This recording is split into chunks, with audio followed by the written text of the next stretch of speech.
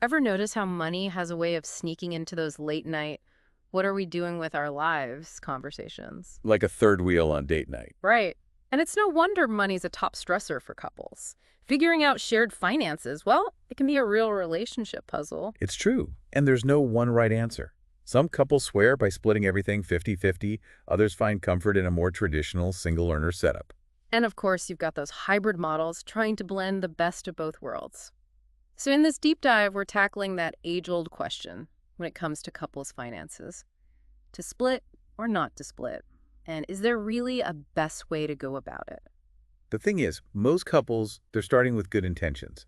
That equal split, it sounds fair, right, promotes a sense of partnership. Totally, like you're both equally invested, literally, in the shared life you're building. Exactly. And when incomes are similar, it can work beautifully.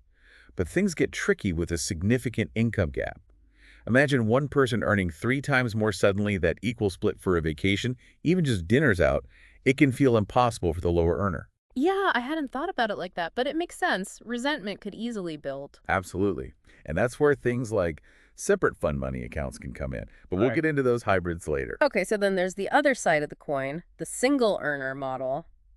Might seem a bit, I don't know, old-fashioned to some. Sure, it's got that Leave It to Beaver vibe, maybe. Right, but hey, it's a system that's worked for a long time and it's definitely simple. One income, one person managing it all. Sounds kind of peaceful, actually. You've hit on the appeal. Simplicity, clear roles. But that simplicity can come at a cost, potential power imbalances.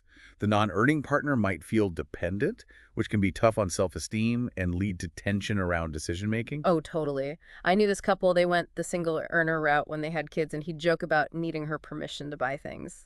Yeah. Seemed harmless at first, but it created this weird tension. It's a slippery slope, for sure. That's why open communication about these things is crucial. Okay, so we've got these two extremes, each with their own pluses and minuses. You mentioned hybrids spill the tea. What are some ways couples can try to get the best of both worlds? Hybrid models are all about customization. It's about finding what genuinely works for the unique circumstances of the couple. So, for example, some maintain totally separate accounts, but contribute a percentage of their income, say 70% from the higher earner, 30% from the other, to a joint account for shared expenses like rent, groceries, bills, that kind of thing. So even with an income gap, both are contributing proportionally, maintaining that sense of balance and shared responsibility. Exactly. Another common approach is one partner covers daily expenses, the other manages long-term savings, investments, or some alternate paying shared bills. There are so many possibilities. Sounds like endless options, which could be overwhelming. But is there a single best way, a magic formula that couples should aim for? I wish it were that simple.